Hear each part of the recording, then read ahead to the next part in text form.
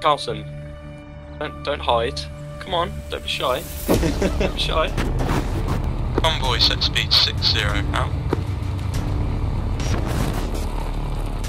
Big turning right.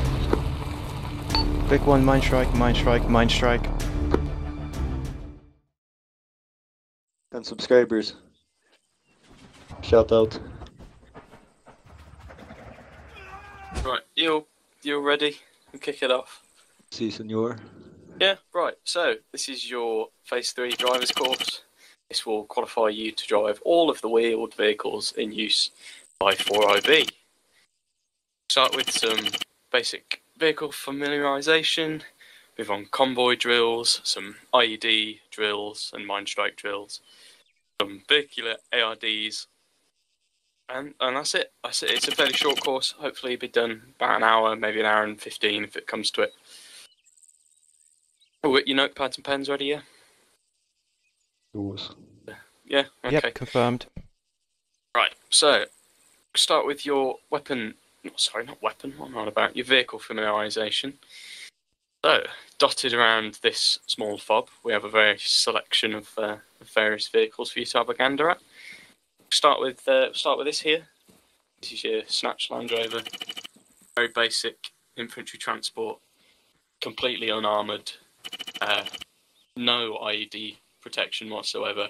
If you run over an ID in this thing, pretty much game over. Very susceptible to light arms, 7.62 and the likes will go straight through this thing. Comes in a couple of variants. So there's this being the Snatch. There's a soft top version, a hard top version, which are both completely unarmoured. Follow me over here. You'll see the ambulance version, which obviously is an ambulance, just used for carting casualties about. And then tucked away under here, you'll see the WMIC, which is the weapon platform version. So in this case, there's a 50 cal and a GPMG. Can also be kitted out with 2 GPMGs or a GPMG and a GMG. All the variants of the Land Rovers carry up to 6 persons total, including crew, apart from the ambulance, which carries something like 4 or 6 casualties. I can't quite remember. That's the Land Rovers. They're fairly basic. Won't be using those too much in your time here.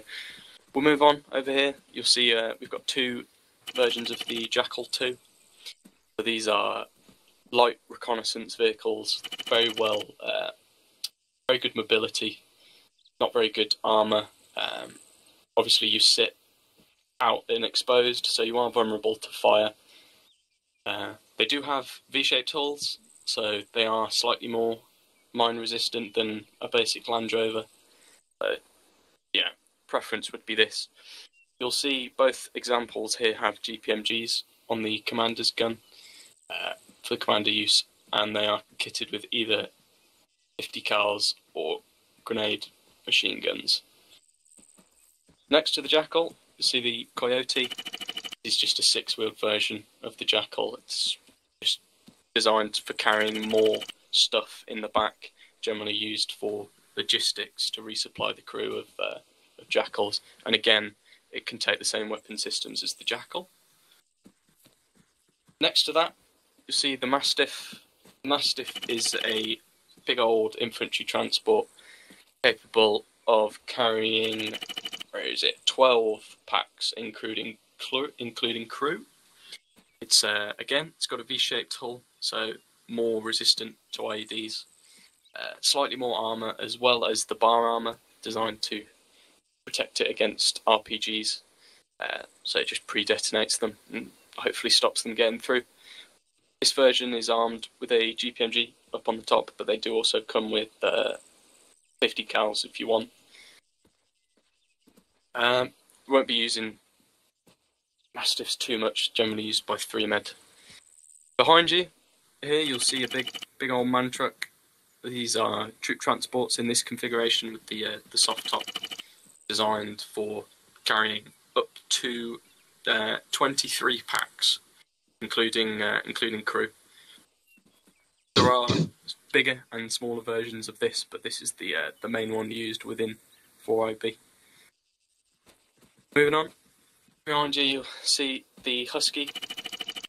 This is a command vehicle, generally used by Koi HQ or sometimes Platoon HQ to get around the map.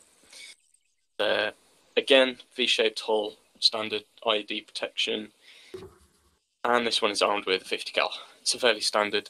Should seat where is it? About should seat 6, including 7, including crew. 6 seats. Move around here. Here you'll see the Foxhounds. So these are the mainstay of the 4IB. These are what you'll be spending most of your time in.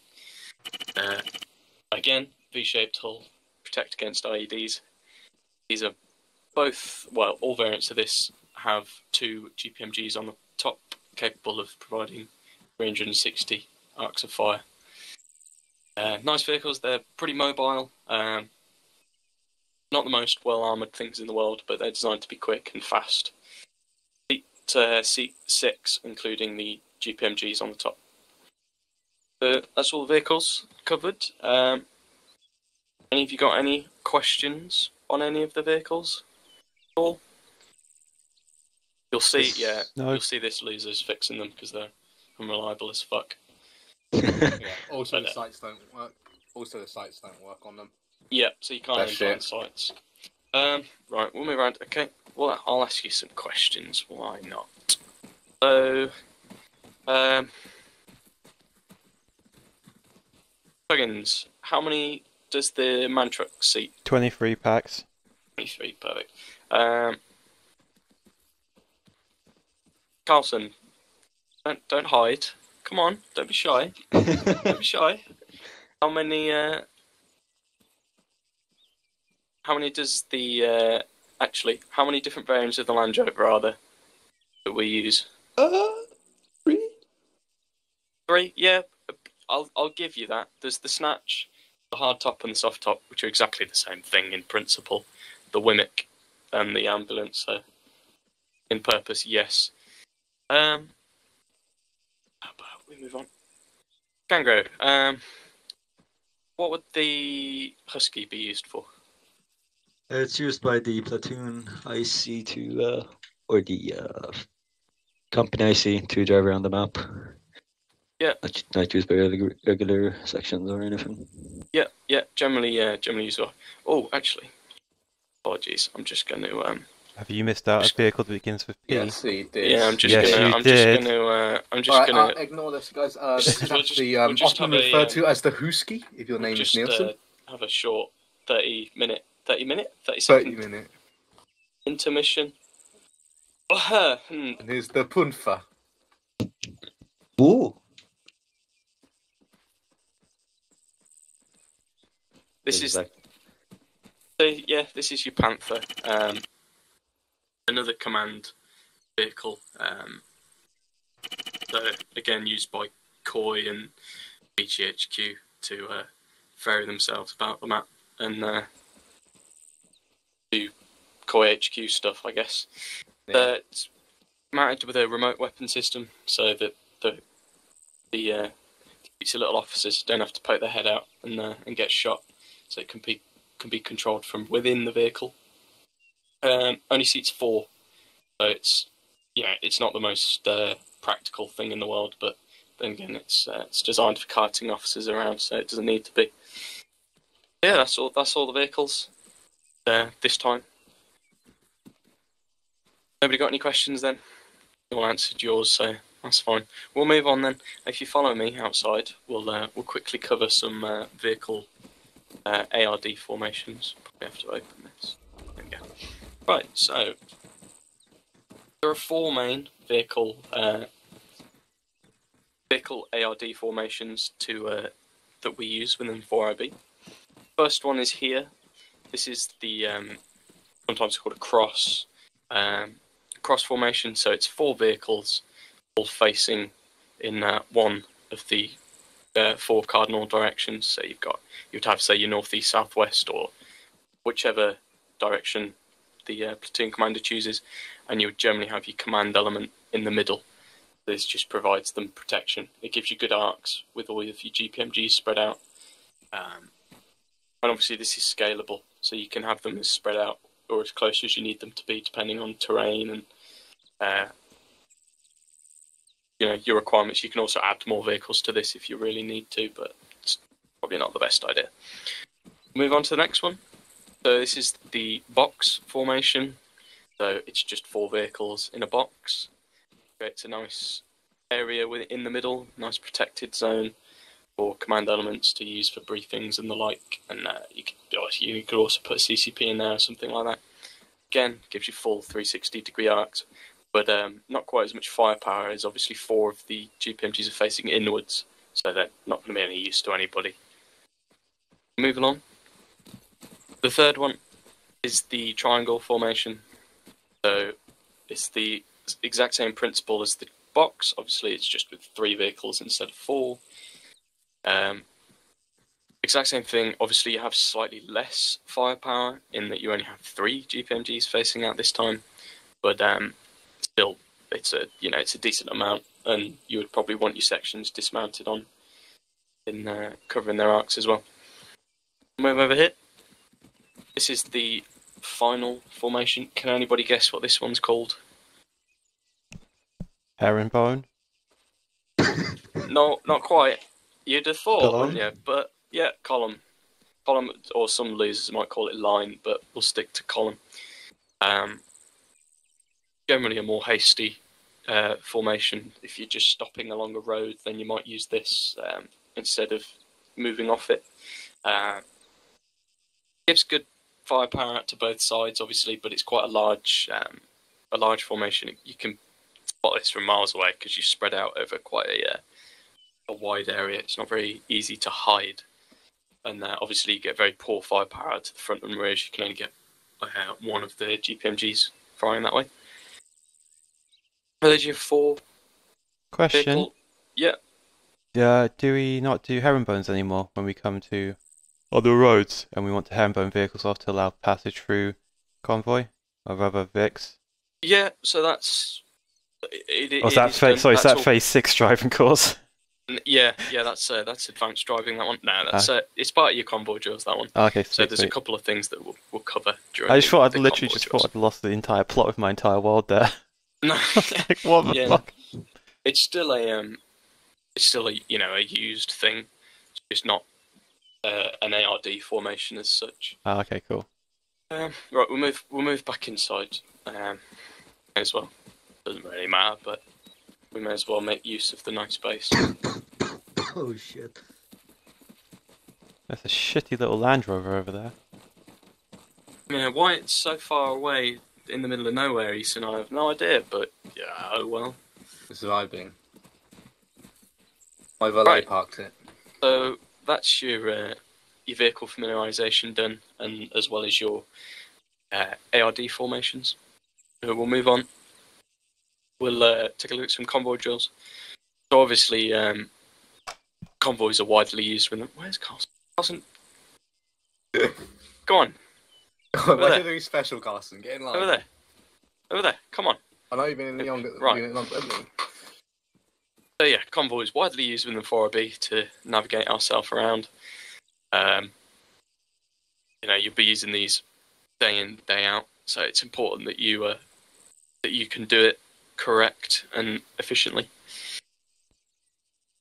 So there's a couple of procedures to go over. First is your radio procedures. So typically you'll have a convoy net.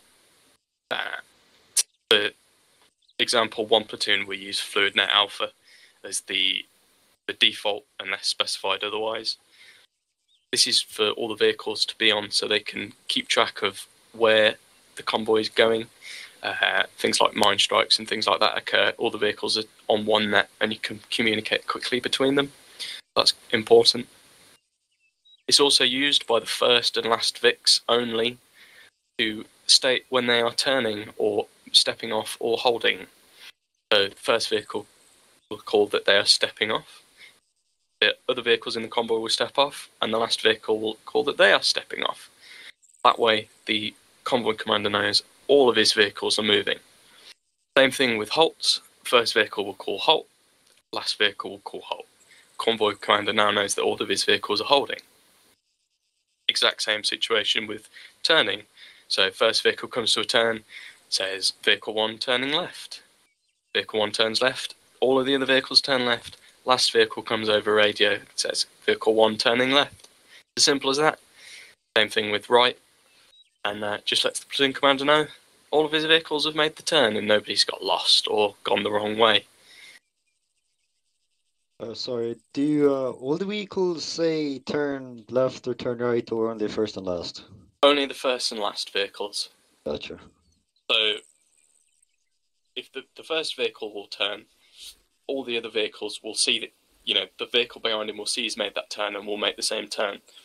Until the last vehicle, he'll make the same turn, and then he'll call that he's made the turn, as long as every other vehicle has done it as well. If not, then he'll call a convoy hold, and they'll get the vehicle that's gone the wrong way back on track. We also cover speeds. So generally in rural open areas, we would use 6-0. More built-up areas, you bring that down to 3-0. Although we do also stick to speed limits if they are signposted. Convoy speed is generally dictated by the platoon, by the convoy commander. So he'll come over radio and he'll set a speed which all the vehicles will stick to. Sometimes they'll give the lead vehicle a bit of discretion with that. They'll let them speed it up if they think it's appropriate. The other exception to that is when you're approaching a built-up area, the first vehicle will slow the convoy down. So the first vehicle will come over radio and say, approaching built-up area, set speed 3-0. And then all the vehicles will slow down to 3-0. Once you've left the town, the last vehicle, so only once the last vehicle is clear, they'll come over radio and say, last vehicle clear of town. And then the first vehicle knows that he can now bump the speed back up to 6-0 or 8-0 or whatever the convoy commander decides. Those are all your vehicle, your radio procedures, drum convoys. Anybody got any questions on any of those? Nope, all No. good. No, okay. Alright, we'll move on. So convoy composition is an important thing. So obviously we have various types of vehicles we use, and they all have varying degrees of protection. But generally, you want to keep your most vulnerable vehicle in the centre of the convoy. So, for example, if you were moving along with a couple of foxhounds and a man truck, you keep the man truck in the middle so that the foxhounds can protect it. And obviously that's scalable. So if you were using warriors and foxhounds, the warriors would be the ones protecting, the foxhounds would be in the middle. If you were using Land Rovers and a man truck, your Land Rovers would be protecting, your man truck would be in the middle. It's a scalable thing, and you just you use your common sense. You look at the vehicles, which one's got the most armor, which one's got the most guns, stick that at the front and the rear. We also use packets when we're moving. So instead of having, say, a whole platoon or a whole company moving as one big convoy, you split that down into various packets. So you might have, on a platoon level, you might have 2 sections moving with the platoon commander and 1 section moving with the platoon sergeant. It's just designed to split that convoy up, so it's not quite so long, it's not so easy to spot, easier to control as well. So smaller convoys obviously a lot easier to control than a big old massive one. And it also prevents the whole of the convoy being ambushed in one location. So, if you split yourself up, you half the chance that you'll be ambushed, theoretically. So it's generally safer.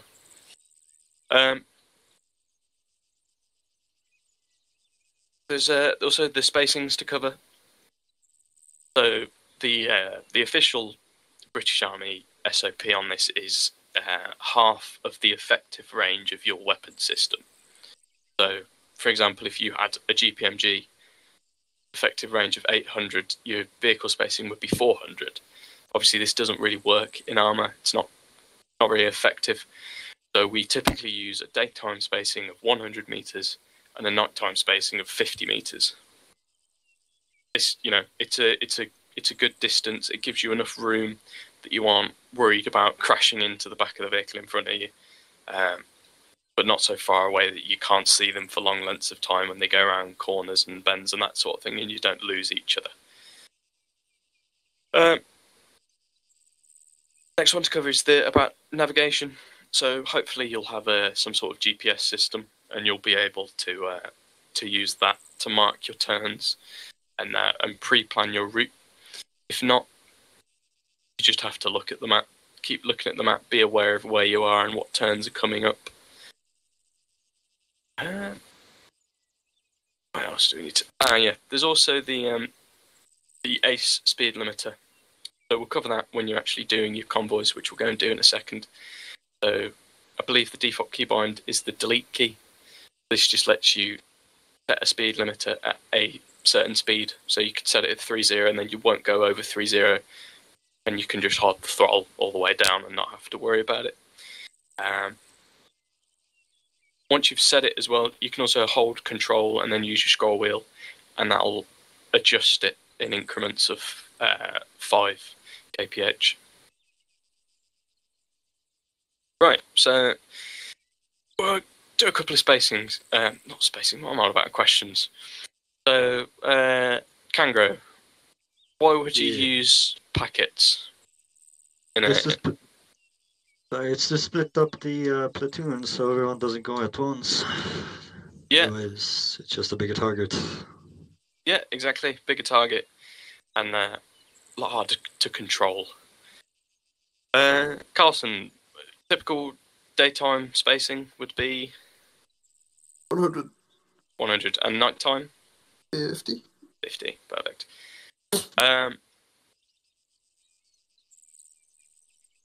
Plugins, which vehicles in a convoy call that they are stepping off, holding, and turning? First and last Vic. First and last Vic, yeah. Right, so that covers the theory behind the convoy drills. We're now going to go out and do it. So you'll be using the foxhounds for this. If you're... Sorry? I have a question. Yeah, go for it. What about ambushes? Yeah, so we'll cover this when we're going out. So we've got so this will be covered during your convoy drills. We'll go and do that in a second. So if you want to check, you should all have a 152 on you. You want to all move over to channel 7, which is 1 platoon FluidNet Alpha. All move on to that and then just radio check one by one for me. So Carlson, you'll be 1, Tuggins, you'll be 2, Kango, you'll be 3. Hang on. I have 2 radios, 152 and 50. Yeah, you want to use the 152 Yeah, control don't window worry- keys, Don't worry radios. too much about the 343, just And then, use the 152. Just The hit the first plus time button. Just hit the plus button on the briefing until you get to 07-1 platoon FLA. FLA, yeah, got that. Yeah. And do you know your secondary radio keybind? Be control caps lock. Yeah, control caps like it should be. This is free, mic check. Yeah, Yeah. you're good. So that's what you'll be using when you're on your convoy net. There are also vehicles in the radio. Vehicles in the radio? Radios in the vehicles. Oh, have the mighty have fallen. That you can sign on to using the racks. Yeah, so you can use the radios that are in the vehicles. For this, it's easier to just use the 152s that you have on you. How do you use the radios in the vehicles? So I'll show you that at the end once we've done your convoy drills. We'll just use the 152 just to speed things up for now. Right. So we've got 3. Carlson, do you want to do a radio check for me and then Tuggins afterwards? Carlson, radio check. Okay, yeah, no worries. Good. Tuggins? Vic 2, radio check. Right, perfect. Right, we'll move over. So there's 3 foxhounds here. So Carlson, if you want to take the first one, and then Tuggins the second, and Kango the third. Walking. This one, mate. Tango, do you want to shut the mask in the vehicle? You stop coughing now. Shut the mask in the vehicle, mate. I'll take it off you. Right. So if you'll reference your map, you should be able to see a load of R's and L's marked out on the map. Seen. Can you all see it? Yeah. So we're currently at Fob Jeff. We'll follow the black line to the main road, and then head right. And then from there, just make the turns as they come up on the map. You should all have a GPS on you. You can use your square bracket key to bring that up. The vehicles also have GPSs in them that you can use, but I'm giving you one just in case. But when they come up, just call that you're making the turn. I'll call over radio if I want you to ignore them, as there are a couple that come along later that you'll pass. So don't worry about that. Question. Yeah. Do you want all Vics to, or do you want this to simulate real, so middle Vic doesn't, or do you want all Vics calling back turns? It would just be the first and last. So there's a couple changeover Roger. points. At the changeover points, I'll call changeover. The front three vehicles, there'll be a Land Rover in the middle that me and Eason will be in. The first three vehicles will pull over to the side of the road, and the last vehicle will move to the front and assume lead vehicle position. Right, you can all, if you'll start your engines, and then one by one, you can follow us out. And again, just be careful. So if you, Carlson goes first. You'll all be able to hear me on 152, so if you bring it out in your order of march.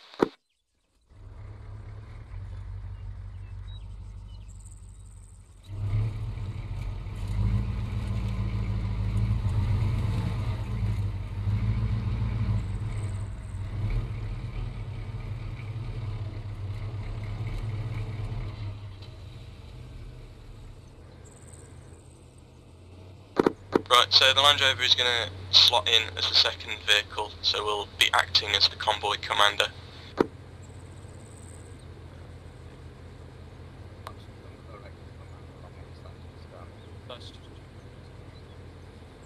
So, Carlson, when you're ready, don't forget to call that you're moving. You can step us off. You want to do it now? First vehicle stepping off.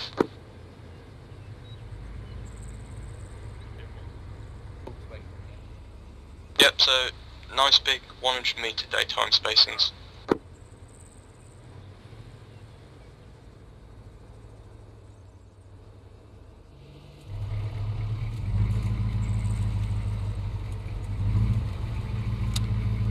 Third vehicle stepping off.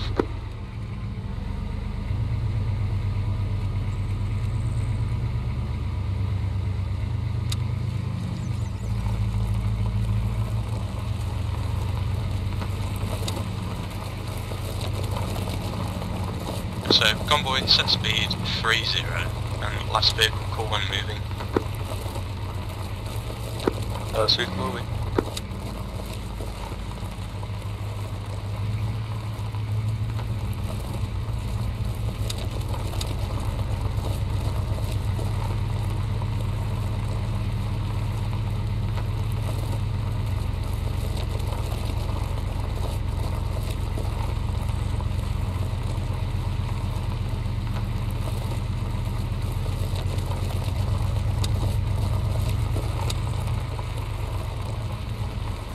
First vehicle turning right.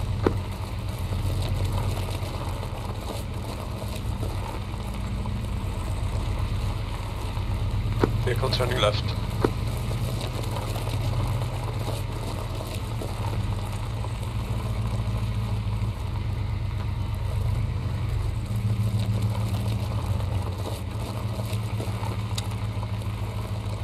Last vehicle turning right.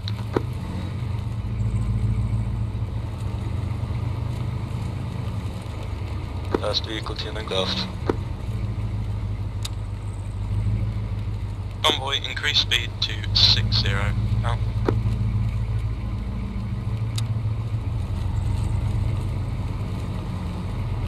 And ignore the next right hand turn.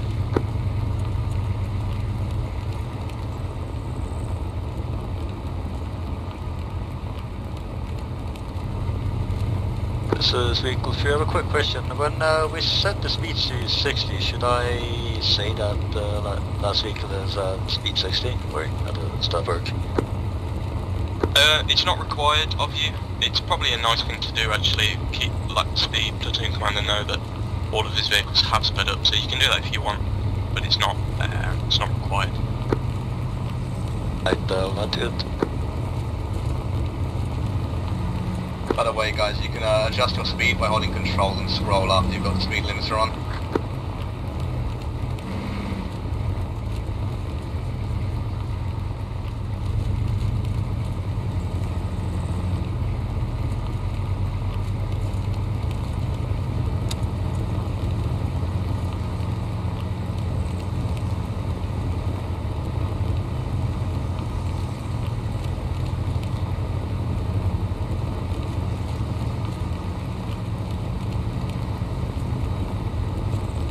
So you're entering a built-up area, so what might you be thinking about doing? First vehicle entering build-up area, decreasing speed to 30.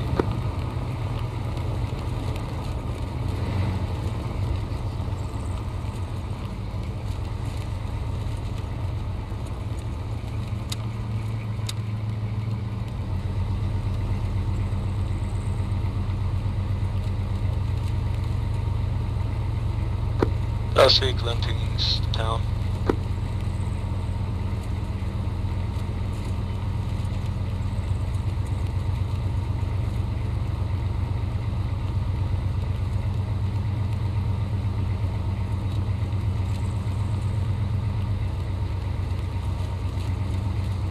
The only other thing I forgot to mention is when you're entering a built-up area is to decrease your spacings, so you want to be able to just about see the vehicle in front of you, so you want about a 50 metre spacing, like your nighttime spacing.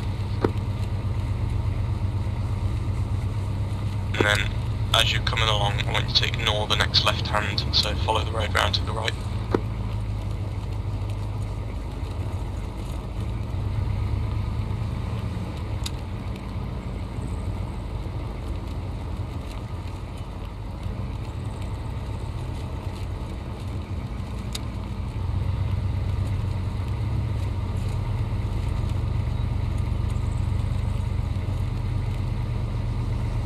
Vehicle to the right. First vehicle exiting build-up area.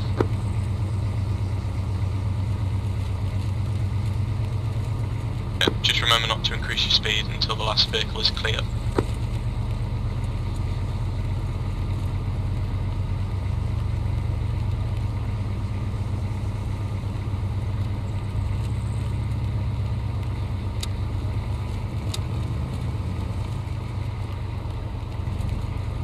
Last vehicle exited build-up area.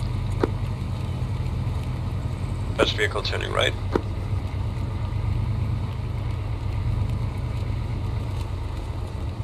First vehicle turning right again.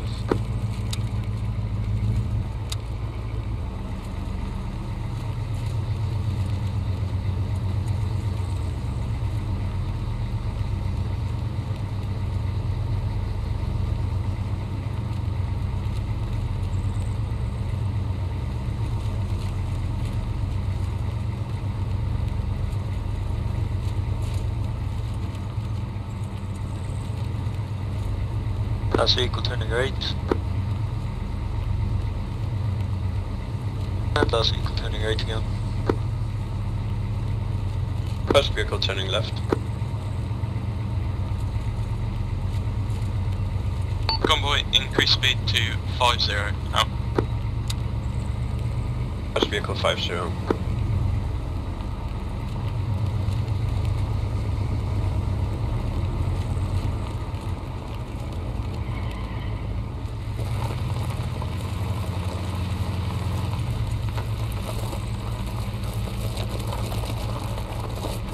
Last vehicle turning left.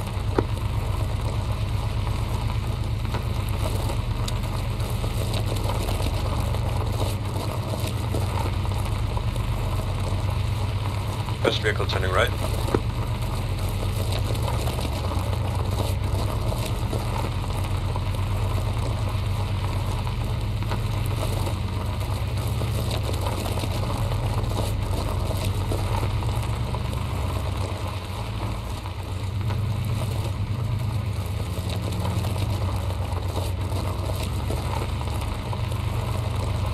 Last vehicle turning right.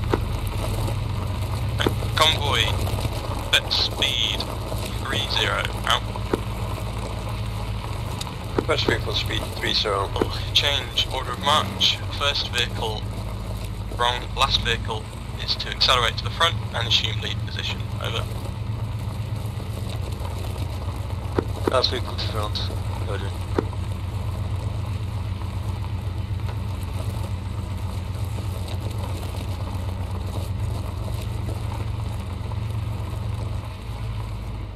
Vehicle 2 holding.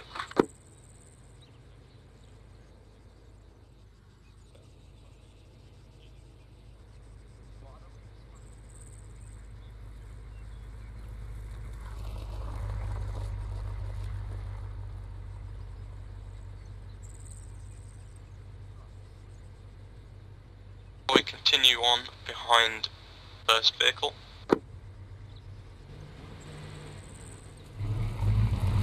Big 3 moving.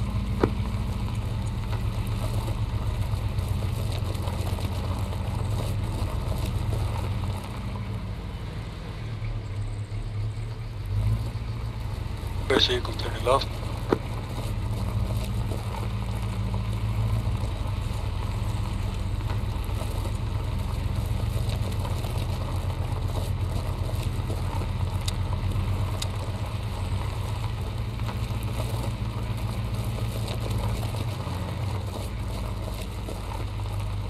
Big 3, turning left.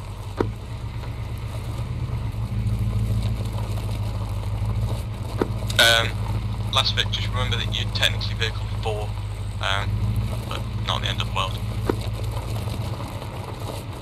Roger, redestination Big 4.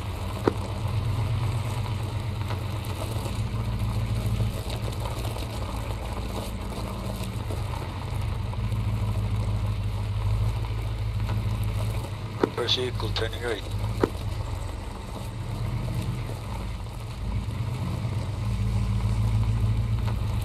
Convoy, set speed 50, out.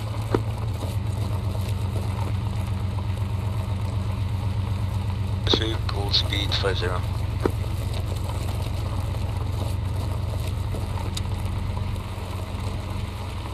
Big 4, turning right.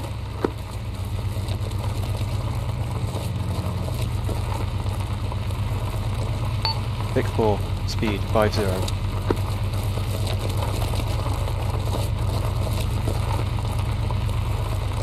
First vehicle turning right.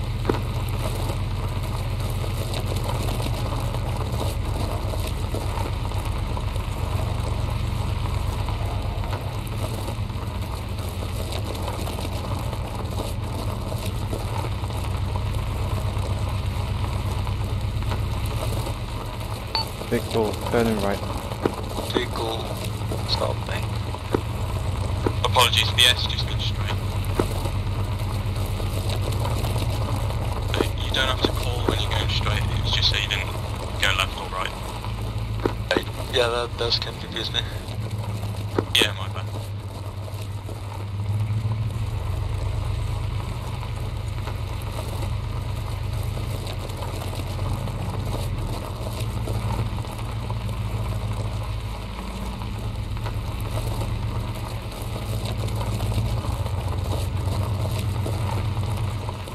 First vehicle turning right.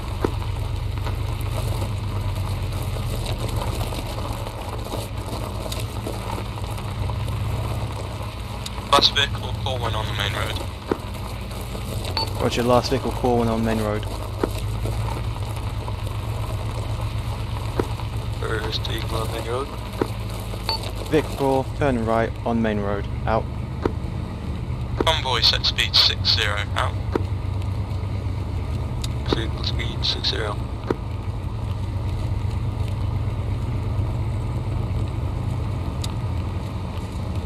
Vic 4, speed 60.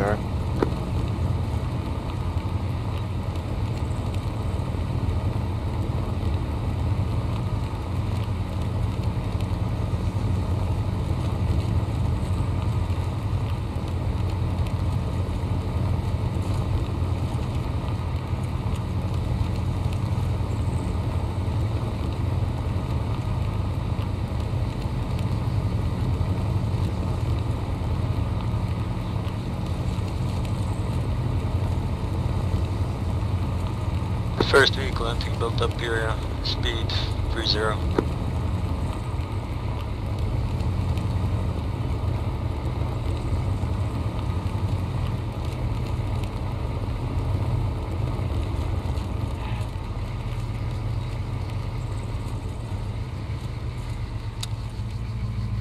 Big 4, speed 30.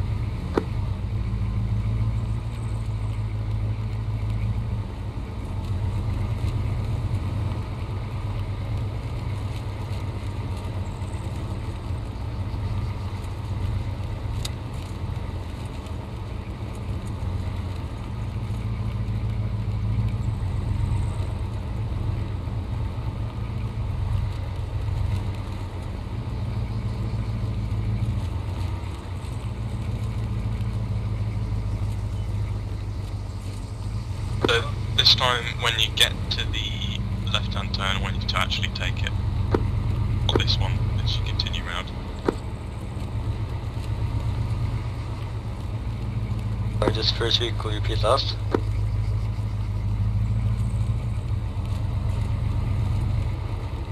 First vehicle, I can't see the turns if there are any on the GPS. Apologies, say again? First vehicle, I can't see the turns. Oh wait, yeah I can. Yeah, you might just have to be a little bit closer to it. So left turn, actually take a left. They're off road. It's technically a left, but you're basically going straight. This vehicle heading straight onto paved road.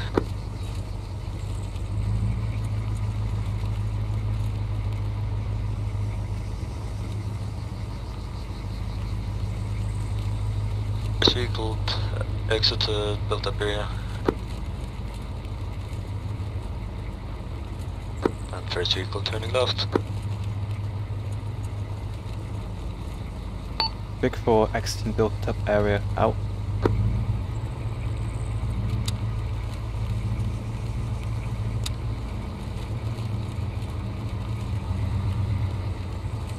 This is first vehicle. A question: if like you exit the Last vehicle turning left. area, like the built-up area, can you automatically increase speed to like 50 or something? Yeah, you can if it's open. This situation here, there's still quite a few sort of houses and buildings scattered around, so I would probably keep the speed down if it were me. No, so what's this? LC. That's just the lead change. Ignore that, I'm going to do it somewhere else. Yeah, I do that.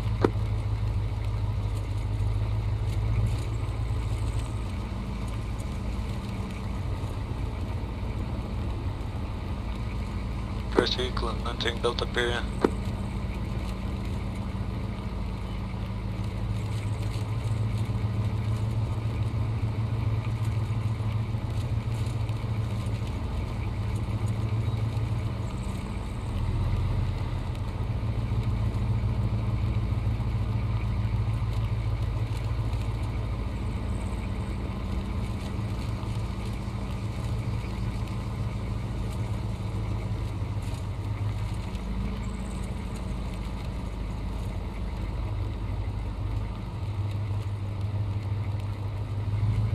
First vehicle turning right.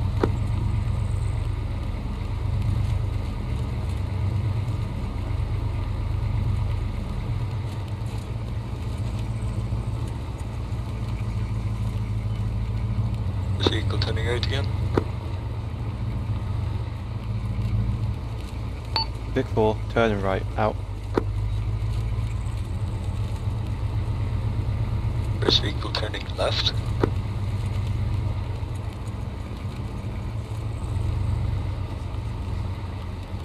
Big 4, turning right, out.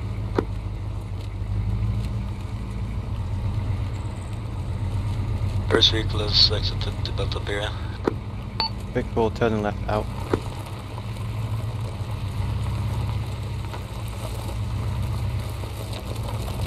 First vehicle increasing speed to 50. Convoy, hold. Close the spacings in.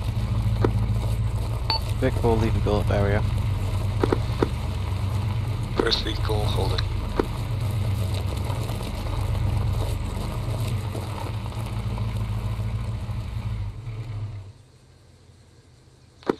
Everybody dismount and head to the front of the convoy.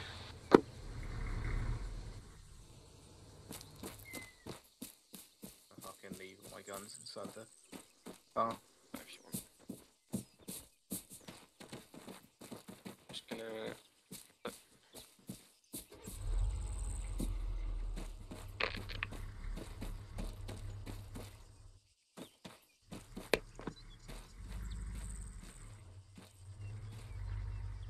What are you doing, Archie? Right, so I'm just using this. Right, so that was the majority of your convoy drills. There's a little bit more to do just to get back to the start point, but how do you all felt that went? Yeah, it's easy enough. Yeah, it's fairly Yeah. straightforward. You'll get sort of more fluid with it the more you do it, sort of thing. You'll only improve, sort of thing. And you'll get to know things that you should and shouldn't be calling out. So you'll get things where you have like two corners right next to each other, and it might be easier to just say double right turn, along those sort of lines. And you got any questions about it? No? Right. So we'll move on. So yeah, do you have a question? Oh no, I just tested my mic. I thought it was off. Oh right, okay, no worries. Right. So I'm gonna go over your IED / mine strike drills. So there's two main reactions that you would have to a mine strike. The first is a mine strike that is not immediately followed up by contact. So you're driving along a road, the vehicle hits a mine, and that's it. Nobody ambushes you, nobody starts shooting. It's just a mine. In this situation, first thing is all of the vehicles will stop. So if you see the vehicle in front of you hit a mine, then you'll automatically stop. If you don't see it, you'll be alerted to this because the vehicle that hits the mine, if they aren't instantly killed, is going to come over the vehicle convoy net, and will say mine strike, mine strike, mine strike 3 times as clearly as possible. And it just immediately lets all the other vehicles, as well as the convoy commander, know that one of his vehicles has hit a mine. And at that point, if you haven't seen the vehicle hit the mine, everybody stops. You're then probably going to have a couple, maybe a 30-second to a minute soak, is just to let everything settle. Maybe there was another IED nearby that was not set off by it, or might be set off by it, and it just eliminates the fact that you might actually get ambushed in a second. So you don't want to immediately start doing your searches drills to then get ambushed. You want to give it a minute or something like that, just to make sure nothing happens. At this point, the vehicles around the vehicle that hit the mine are going to start setting up cordons. So if they're too close to the vehicle, they'll stand off a bit. So you want to be, say, 150, 200 meters away from the vehicle, maybe 100 if it comes to it. If you want to have line of sight with it. If it's not the lead vehicle, then the lead vehicle is going to set up a snap VCP to the front, just to stop any vehicles coming down towards the casualty vehicle, and you'll have the same thing at the back, just to make sure that no civilians or other friendly vehicles move through there and hit another mine that might be there. Obviously, all the everybody on top cover is going to start getting eyes out immediately, and the convoy commander is going to start organises his vehicles and giving out his QBOs.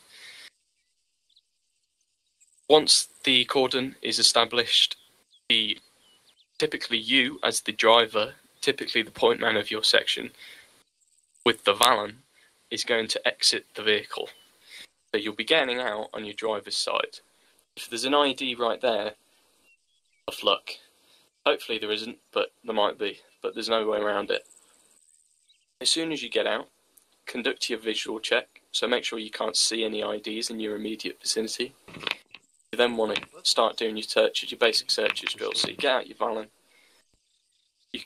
You're then going to do a fairly basic sweep. So you'll move along.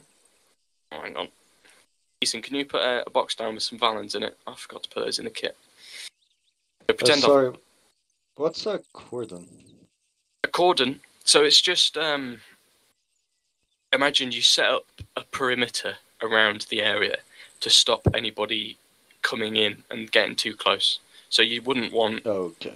You wouldn't want, you're just controlling the area and making sure that nobody's coming into it, because you don't want them to come in and off another device. So you've got your cordon set up. Point man gets out, conducts his visual check. He's then going to start sweeping the area. Here we go. This. Okay. He's going to then going to start sweeping the area with his Valen. So he's going to move backwards. You can follow me if you want. He's going to move to the back of the vehicle, sweep the back of the vehicle, and then sweep up to the commander's door. At this point, he's then going to start clearing a line all the way back to the next vehicle back in the convoy. Once he's established that the immediate area around the vehicle is clear, everybody else in the vehicle can start exiting out the back and making their way along and away from the vehicle.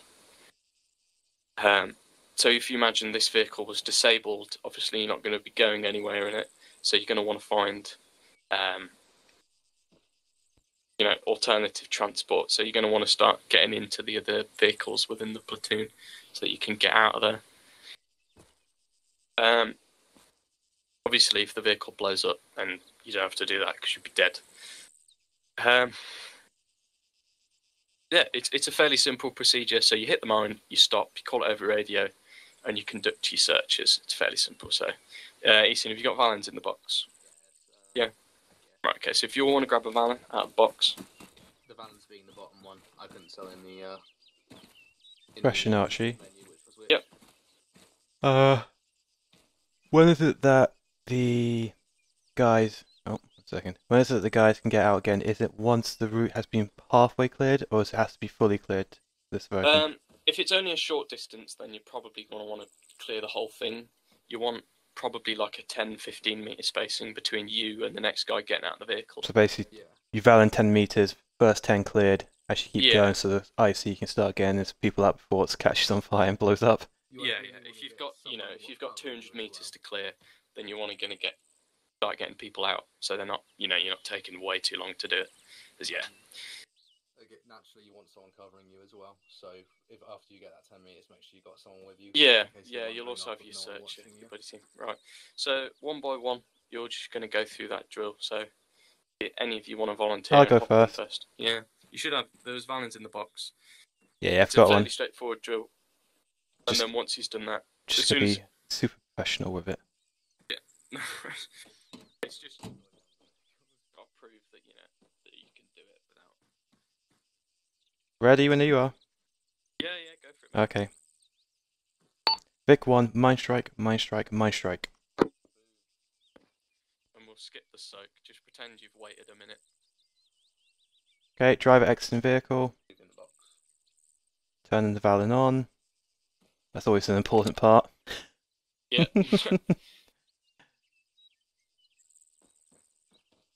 Make sure I'm walking and not running. Moving. Oh, like that. Walking and not running. Sprints. Moving to rear vehicle. Rear vehicle clear. Shit, I gotta go AFK for a sec. Alright, no worries, mate. Moving to driver's side. Commander side. Commander side clear. Moving to rear. Moving to last Vic. There you go, Carlson. You may as well start. Woohoo! Yeah, and then at this point you just clear your way back to the vehicle, and then you would clear a ring around it so that you can actually get to a door. Yeah. So you're doing the 5s and 15s or 5s and 20s. Mind strike. It's on there, so you can do it if you've got the time. You can do your 5s and 20s, but Okay, lovely. as long as you do this, you should be able to get there safe. Move into rear. Why does that not want to work?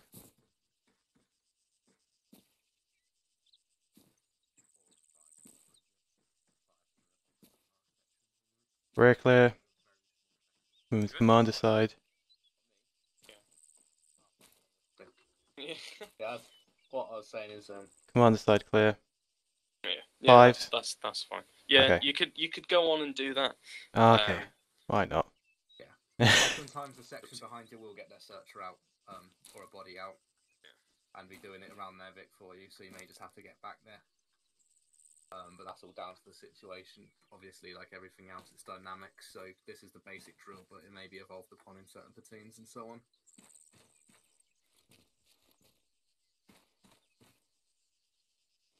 I know.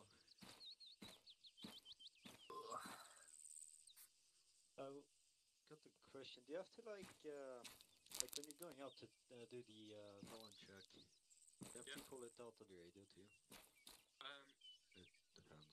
Ideally, your section commander needs to know where you are. So what would generally happen is, as you as a private within your section commander will tell you to get out and start doing your searches, and then he'll radio it up to his platoon commander, probably over platoon net. Right. So it's not something that you have to do as the searcher. Kangro, if you want to do the drill. You can start doing it if you want. You should have had a Valen out of that box. Yeah, I got the one. Fives checked. Very sexy. Yeah, we'll just wait for Kango. So once he's done that, once he's practiced that, we'll go over your the other side to the Mind Strike drill, the more spicy version. Right. So the other flip side to this is if you are immediately immediately go into contact. So you take the Mind Strike, and it's the say it was the kickoff for an ambush. But it's a different procedure for that. So obviously you're not going to start sending searchers out in the middle of a fucking ambush because they'll just get killed. So in a situation where all of the vehicles are still usable, you're just going to want to escape the kill zone as you would in any other ambush. So you want to get all the vehicles out of that kill zone. So let's say it happened here, and the enemy was, say, up in that elephant grass. You'd just keep fucking going that way until they couldn't shoot at you anymore. And then you would decide if you wanted to go back and smash them or just continue about your day. If the lead or one of the vehicles within the convoy is disabled, there's a procedure there. So you're not just going to abandon them. Not a very nice thing to do. I'm sure the other sections wouldn't appreciate it. Only if it's Eastern section it's allowed. So let's say that this vehicle was disabled. There's, the crew's still inside it and they're still alive, but they can't get out. They can't drive anywhere. At this point, the next vehicle in the convoy, so this next vehicle, is going to pull up and is going to block that vehicle from the contact. So if the contact is coming from the left, he's going to park his vehicle right here to protect this vehicle. And obviously you're going to want to use an armored vehicle. So if you're in a Foxhound, and if all you've got is a Land Rover, then yeah, use the Land Rover. But in this situation, you would use the Foxhound, not a Land Rover. If you had a Mastiff, you'd use a Mastiff. If you had a Warrior, you'd use a Warrior, and so on. It's a fairly simple case of use your head, use the best vehicle you've got suited to the job. At that point, all of the crew is going to dismount and get into the second vehicle. If you get to a point where the second vehicle is full, and the next vehicle along in the convoy is then going to pull up, and he's going to do the exact same thing and start taking on the passengers from the first vehicle.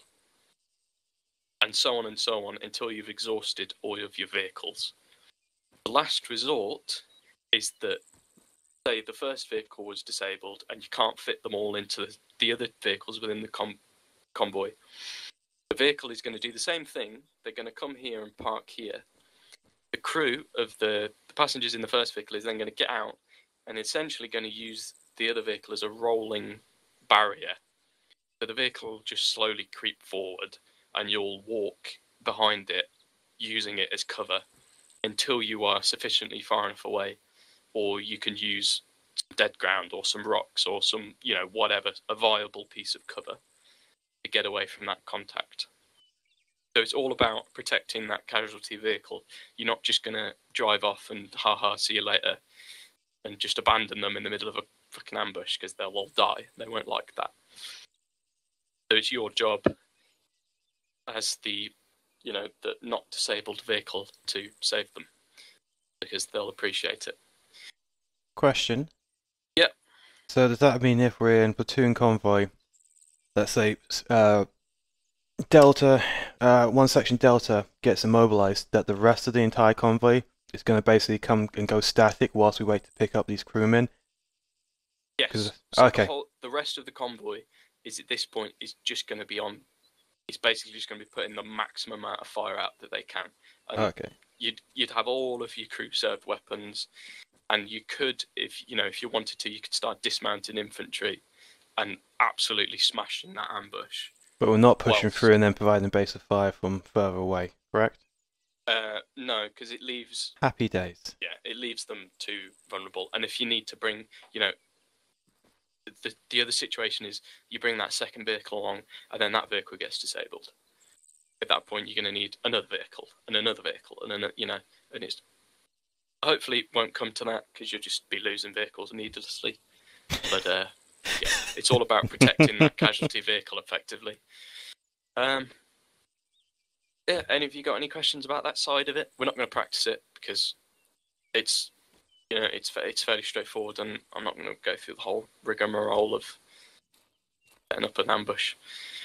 So yeah, any questions on that? On either of those two Negative. mine strike drills that have gone forward? So obviously that mine strike drill is the version where you get ambushed. It also works if you just get ambushed and it's not a mine strike. If you got ambushed and it was just a guy with a rocket launcher taking out a vehicle, or it was just a load of machine guns, it's the same principle. It doesn't have to be initiated by an IED, but it typically will be. Yeah, it's just whenever a vehicle is disabled, basically. Yeah, it's the procedure for a vehicle disabled. Yeah, so if you're happy with that, we'll all mount up again. Tuggins, I was supposed to swap you so that everybody got a chance to drive through a town on point, but it's not the end of the It's world. fine. I know what I'm doing anyway. All Yeah, good. we'll let you lead. So if you take the first Vic, and then Oh, now you're in trouble. we'll stick Carlson on the last Vic, and Kangaroo, you can take this one if you want. So you're just going to continue. You're just going to continue along back to the start point.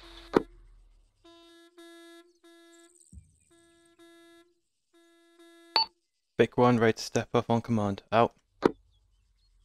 Convoy, step off when ready. Vic 1, moving, speed 30.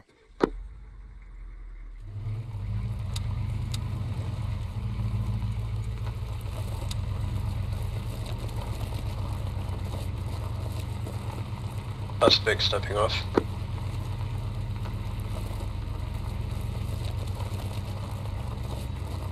Command, this is Vic 1. Do you want me to punch it up to 60? Over. Yeah, increase speed to 60. Vic 1, increasing speed 60. Out.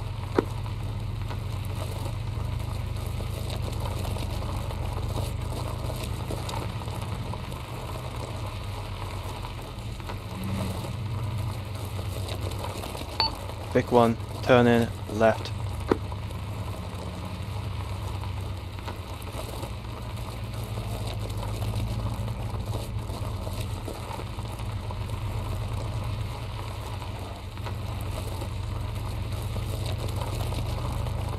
That's Vic turning left.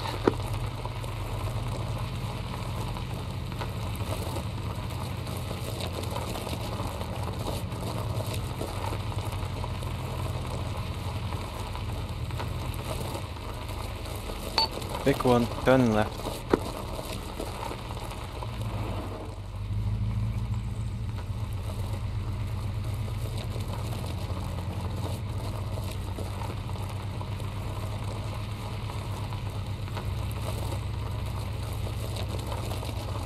Vic turning left. Vic 1, turning right.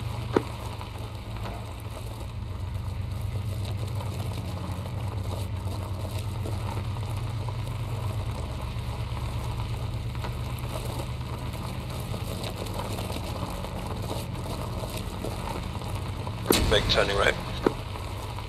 Vic 1, mine strike, mine strike, mine strike.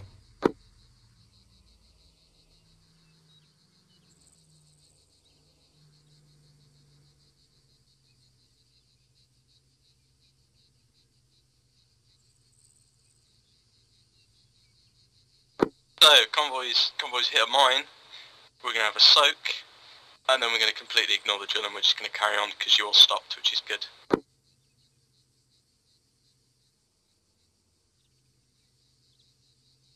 Convoy, step off. Vic 1 stepping up, speed 60. Out. Wait, hang on, convoy hold. Vic 1 holding.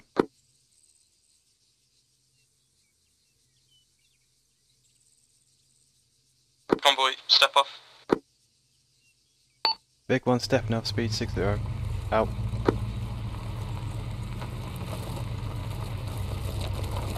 That's Vic stepping off.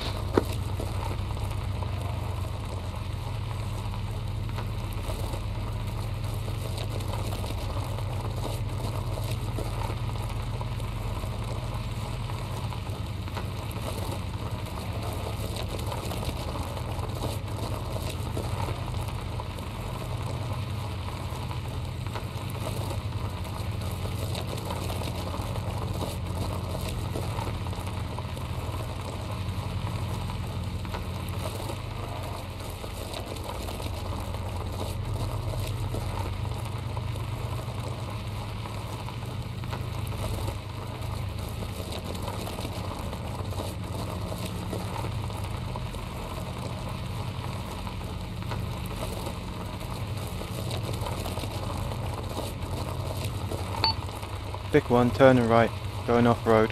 Out.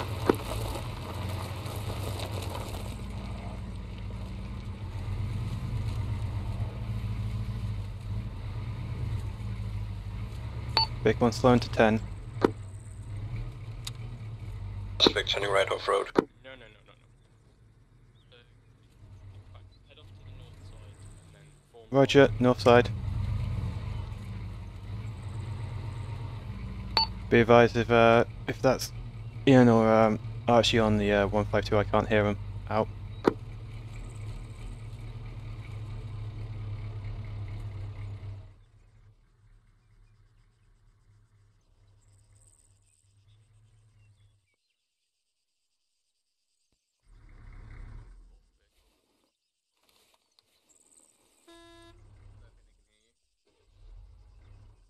Oh shit. Apologies. Gotten the comms. I've gotten the comms. I think I fucking switched my radio channel by accident. Order us a form up triangle. Sorry about that. Right, misfound my radio. Nothing If you heard. form- Nothing heard. Yeah, no. Fucking what? We're calling a triangle. Oh, it's because I've got fucking 2 152s. Yeah, if you form the vehicles up in a triangle for me. Rog. If you can do it.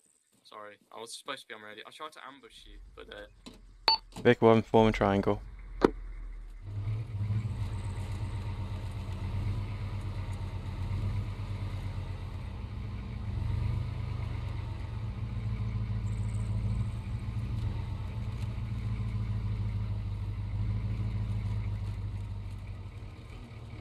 Vic 1 holding.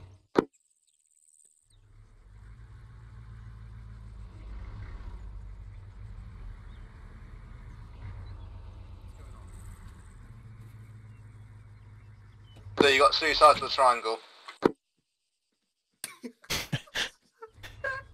You okay there, hon?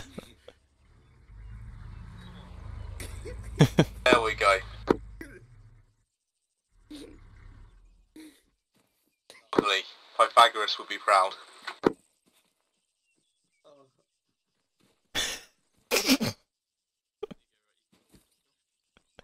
You want me?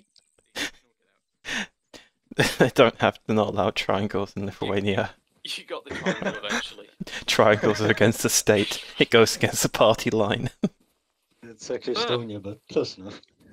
there you go. So that concludes your driver's course. Ran a bit longer than I hoped it would, but as long as you all felt like you learnt something and it wasn't a drag, then hopefully that's good. Hopefully we achieved that. Are you all happy? Nobody got any questions? If you do think of anything, just obviously you can always message me on Discord or the forums or TeamSpeak or whatever if you want to ask any questions. You could probably also ask your section ICs and shit like that. Well, I Don't wouldn't ask recommend me. that, Carson, because yours is shit. Yeah.